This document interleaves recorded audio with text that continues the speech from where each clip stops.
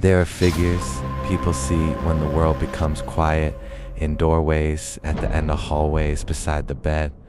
Between sleep and waking, they do not always move, they do not always speak most of the time. They simply stand there, watching.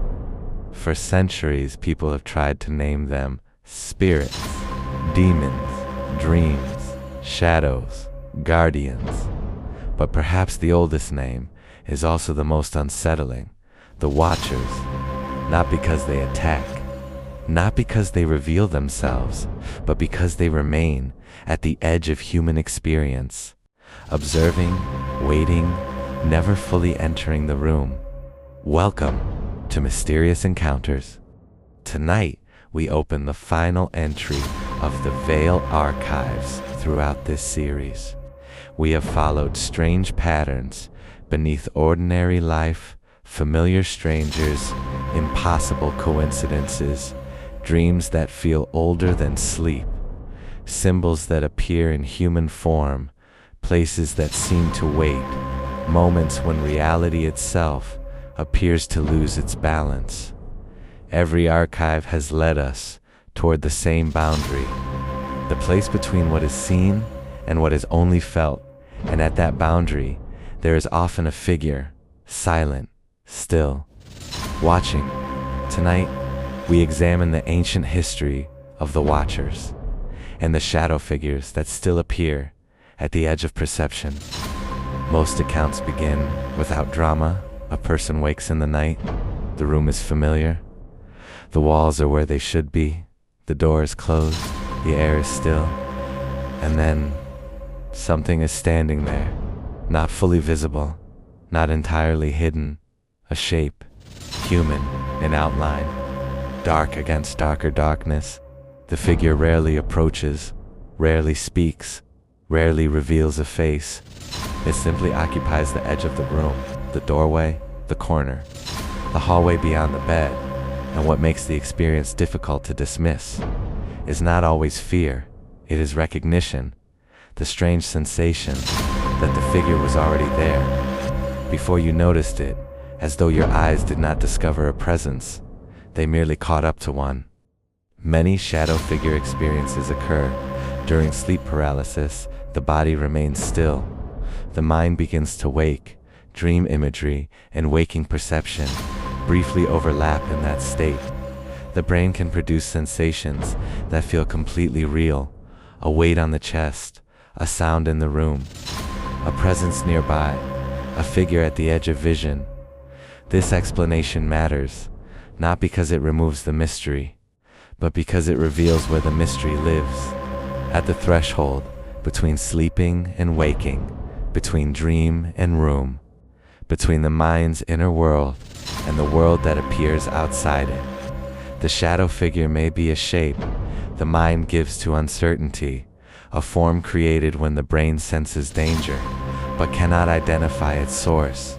But even then, the question remains: why this form? Why a watcher? Why not a sound? Why not a light? Why does the unknown so often appear as a silent human shape standing just beyond reach? Long before modern accounts of shadow figures, ancient texts described beings whose role was to observe. In the Hebrew Bible, there is a brief and mysterious passage about the sons of God who saw the daughters of humanity and crossed a boundary they were never meant to cross. The passage is short, almost unfinished, but later traditions expanded it. In the ancient Book of Enoch, these beings became known as Watchers, heavenly observers who descended to earth, not to witness, but to interfere. They taught forbidden knowledge, the making of weapons, the reading of signs in the sky, the secrets of metal, the use of enchantments, knowledge that gave humanity power, before humanity had learned how to carry it. In the story, the Watchers descend upon a mountain, Mount Hermon, a place high enough to feel close to heaven, and close enough to earth to become dangerous. They make an oath together, and in crossing the boundary, they change the world below them. The story is not merely about angels, it is about a warning. that knowledge without wisdom does not arrive as enlightenment. It arrives as imbalance. The Watchers were not described as monsters at first. They were teachers.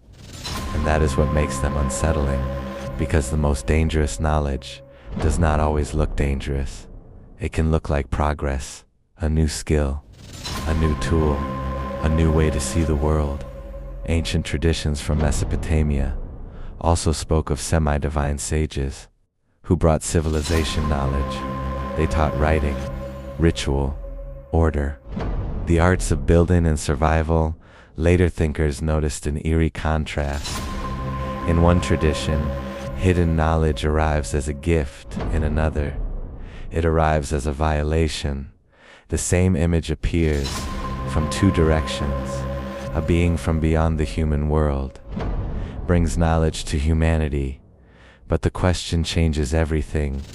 Was the knowledge meant to be given? Or did humanity receive something before it was ready to understand what it would cost? Perhaps this is why the image survived. The Watcher is more than a figure. From one ancient text, it is an archetype, the observer at the threshold, the presence that sees before it is seen. Across human history, the unknown is rarely imagined as completely absent. It is imagined as nearby, behind the curtain, at the edge of the forest, above the mountain, inside the dream, standing quietly in the doorway. The Watcher represents something ancient in the human mind, the awareness that every boundary may have an observer, that every crossing may be witnessed, that every secret may already be known. Somewhere beyond the room, and perhaps shadow figures remain powerful, because they do not need to do anything, they only need to be there. There is a detail that appears again and again. The figures rarely cross a threshold. They stand in the doorway at the edge of the bed. At the far end of the hall, they remain at the border between presence and absence. Why? Perhaps because the threshold is where they belong, not inside the room, not outside it, but between. A doorway is not simply wood and walls. It is a line, a division between one space and another. And throughout the Veil archives, we have returned to that same line. The stranger who feels familiar, the coincidence that feels arranged, the dream that becomes a memory, the place that feels alive. The moment reality repeats itself, each one is a threshold, a place where certainty becomes thin, and when certainty becomes thin, something always seems to be watching. Maybe shadow figures are dreams spilling into waking life. Maybe they are the mind, trying to give shape to fear. Maybe ancient stories of Watchers are metaphors for forbidden knowledge, and the consequences of crossing boundaries. Maybe every explanation is true in its own way. But there is something deeper. Inside the pattern, across thousands of years, humanity keeps placing the unknown in the same position, at the edge of sight, at the edge of sleep, at the edge of knowledge. Watching, not entering, not speaking, not leaving. And perhaps that is why the figure in the doorway feels so ancient. Because it is not merely a shadow, it is the oldest image of human uncertainty, the shape we give to the feeling that the world is larger than the part we can see. Perhaps the Watchers were never meant to be found in one book, or one mountain, or one darkened room. Perhaps they are the name humanity gives to the moment it realizes it is not alone at the boundary.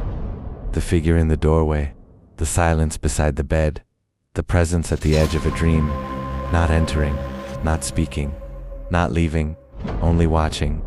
And maybe that is why they remain in shadow. It's because the moment they step fully into the light, they would no longer be watching us, we would be watching them, and perhaps that is the final truth.